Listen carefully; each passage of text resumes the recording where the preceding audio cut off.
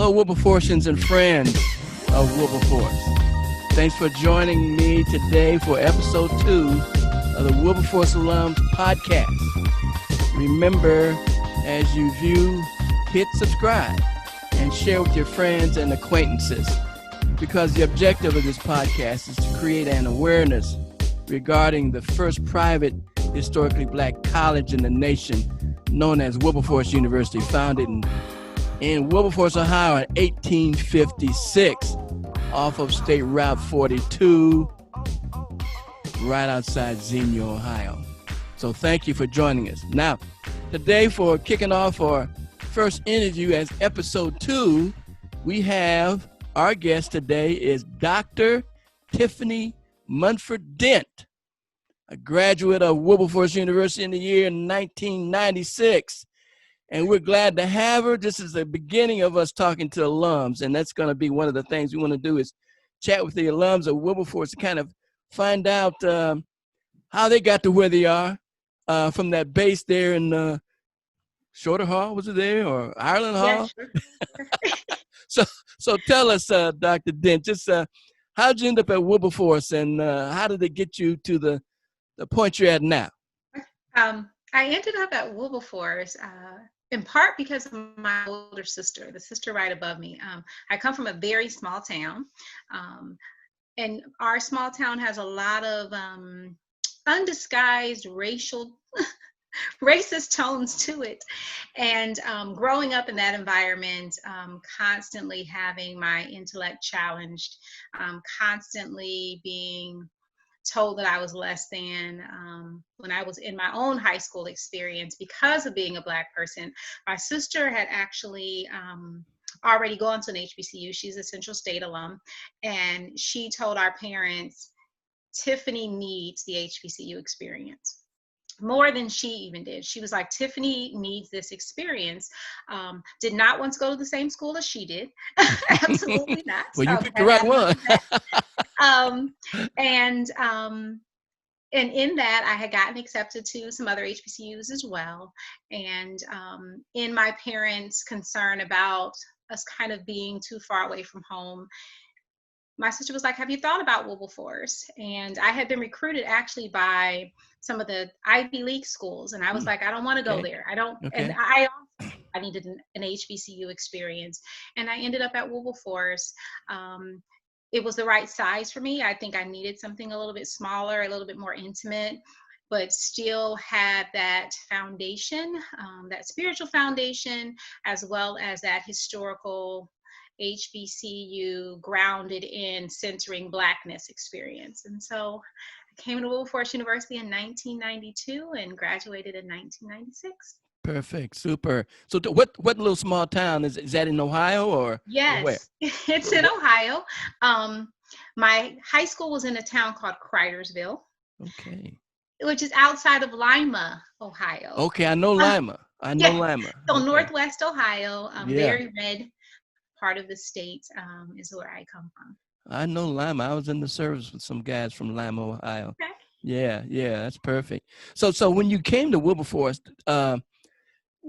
was it what you expected, or and then how did you grow into? Because most of us who came to Wilberforce, after a time we got there, we realized it was such a family environment that in some cases we didn't want to leave. So when you got there, what did you think, and then how did you get into, was psychology the place that you were going when you got there, or just what happened?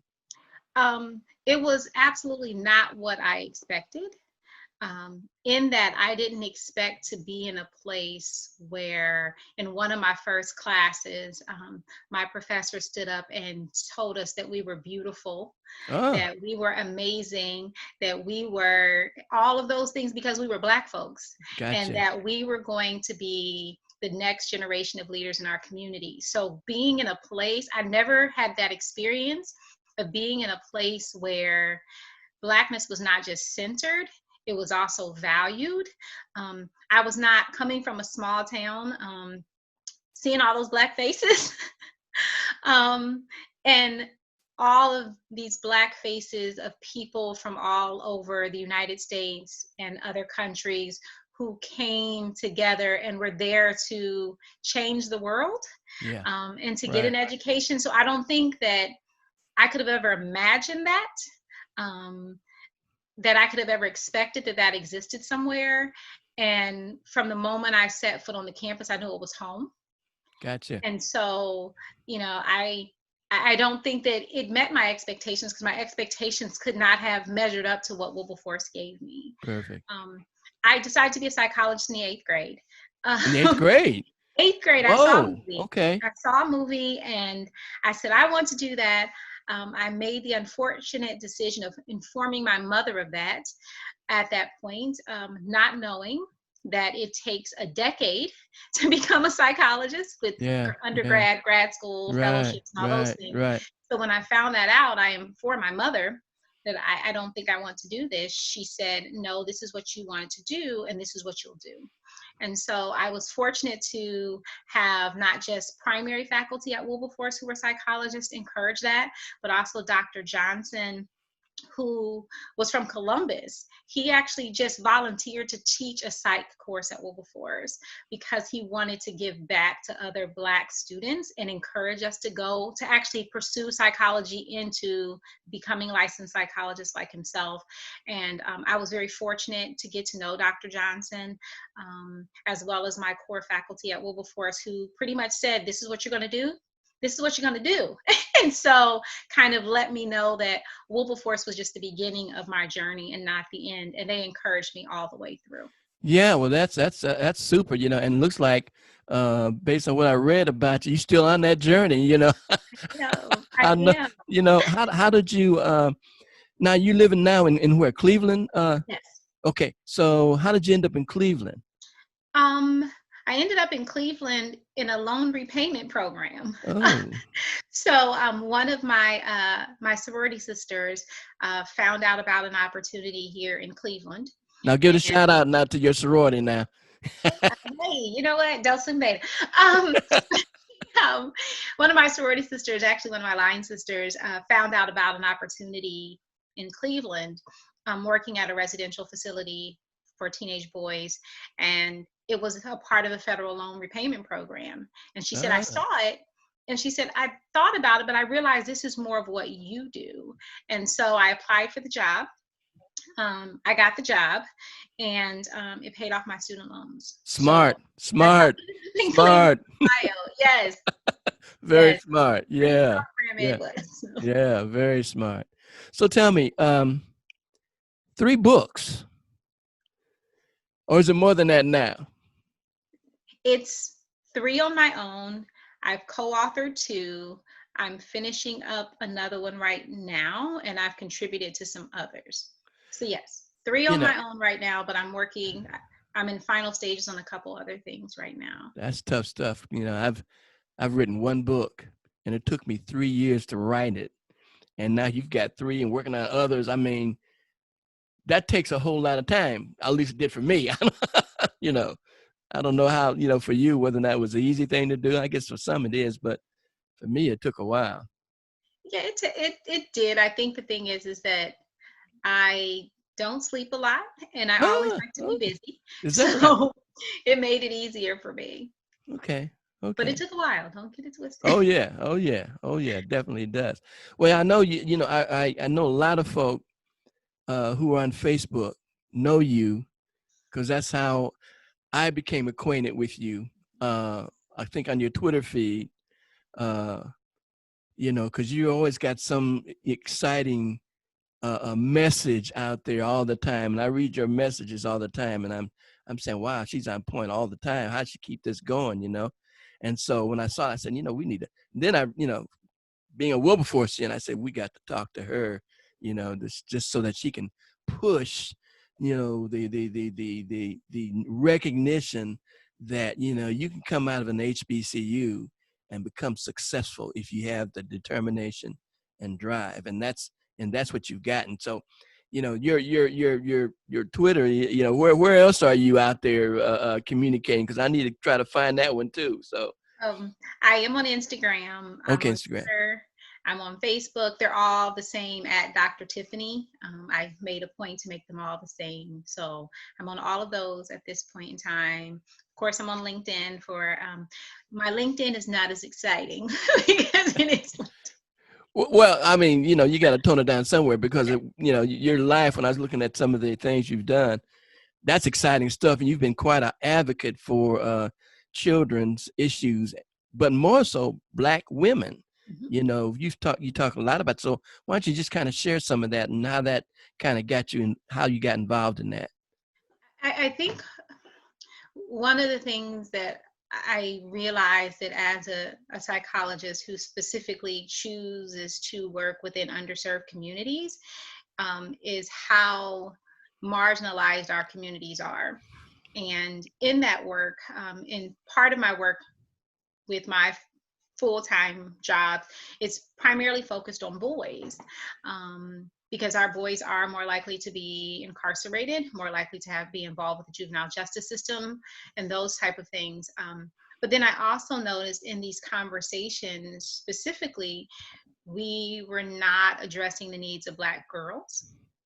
Um, and because in our community, we seem to focus on our Black boys being endangered and don't really look at the issue of Black girls. True. Yeah. So I decided in my own work that I would focus on Black girls. I've been fortunate to be a part of some amazing organizations, the Women of Color Caucus, which focuses on sexual violence in Ohio. I am on the board of Black Women's Blueprint, which is an organization that focuses on Black women and girls and femme survivors of sexual assault. And I was one of the co-chairs for our March for Black Women in DC. In 2017 and 2018, which brought thousands of people to DC to talk about issues facing Black women, girls, and femmes. And I just decided in those moments that no one's focusing on us. Mm-hmm.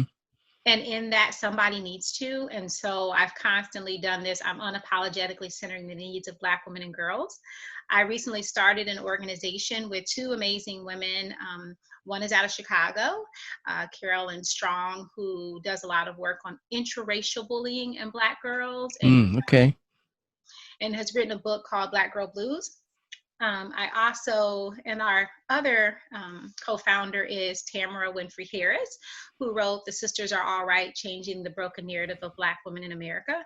And we came together and founded Centering Sisters, which its mission is the work that we do, the work that we support centers the needs of Black women, girls, and femmes. So doing some writing projects, we've held some retreats, we've done some workshops together, and then we're planning into 2021 because COVID kind of, some of our plans have had to be pushed into 2021. Yeah. But just wanting to make sure that if nobody else is going to have that conversation and make sure that our needs are addressed, that I'm going to be one of those folks that does it. Super. That's perfect. Wilberforcians, we're chatting here today with Dr. Tyffani Monford Dent, graduate of the mighty Wilberforce University. And she has given us some time. And man, she is a busy woman, I'm telling you. And I don't know how she gets all this done. Tell me this, though. What do you do? Maybe I'm going to ask you, what do you do in your spare time? But maybe a silly question because it doesn't sound like you have any spare time. But okay, what do you do in your spare time? In my spare time, well, I have children and a husband, so they take up quite a bit of my spare time. I also belong to several organizations. I'm active with my sorority on a national level around physical and mental health. I'm in Jack and Jill for my kids. Oh, boy, okay. And I'm on our executive board for that. I hang out with friends. I read. Every now and then I'll try to find something and take a day to binge watch an entire series of something. I love to go on walks just to kind of clear my head. And I travel a lot. I'm trying to do more fun travel because right now my travel is usually me going to talk somewhere. I'm trying to make a point that even when I'm being asked to come and speak somewhere that I take an extra day to actually see Yeah. the Yeah. city and states that I've been Yeah. in. So Yeah. Yeah. This you're walking. You're still able to walk during this COVID-19 too, I guess. yes, Uh-huh. I run into no one. I Oh, live okay. in a very suburban area, Okay. and I will walk in can walk for an hour and run across nobody Wow. at the time of day that I choose to walk. So Perfect. Well, look, in parting, I don't want to take too much of your time, but if you had to leave an encouraging word for students at Wilberforce and incoming students, what would you share with them? I think a couple of things. One would be never let anyone act like your HBCU education does not match up. I always tell people I supervise people who went to PWIs. I'm the boss, and I Mm-hmm. supervise people who went to Gotcha. PWIs. Embrace the full Wilberforce HBCU experience, because it is this one moment in time where you are looked at fully as an individual, at the same time where you are able to make mistakes and learn and grow, and know that everybody in that space is there to nurture and support that growth experience. Give back to Wilberforce once you leave it, because she continues to need you. Perfect. Can't exist without you. The Right. next generation deserves that same experience that you had, and even more so, they deserve an even better experience than you had. Right. So don't forget about the university and only remember it at homecoming and dawn dance, or or the relationships that you had. If you develop relationships from Wilberforce, pay Wilberforce back for those relationships, even as you leave it, because she's home, and we've got to take care of home. Perfect. Perfect comments. Right on time and on point. Because yes, Wilberforce needs us. It needs all of us, young and old alike. And as far as the alumni association, we need you, and the membership to the association. It's not no more than $50, So it's affordable, It's a So meal. exactly. So keep us in mind. We need everyone right now, especially the university needs you, and with your membership that helps us and continuing to support the university. And so give us some consideration. And so, Dr. Tyffani Dent, thank you for joining us. It's been a pleasure to talk to you. You've been an inspiration to me, and I'm sure you'll be an inspiration to other folks tuning in and listening to our podcast. Make sure you share it with your friends when you come out. I'm gonna let you know. So you, Always. I will, all of my sites. I all got right. Make sure. So, having said that, thanks again. I appreciate your time, and look forward to seeing you sometime either on campus or maybe at one of our conferences. Won't be in 2020 because we had to cancel correct. that one. I So know. maybe See 2021. you in 2021. 2021. Thank you so much. Have a good evening. You too. Bye bye.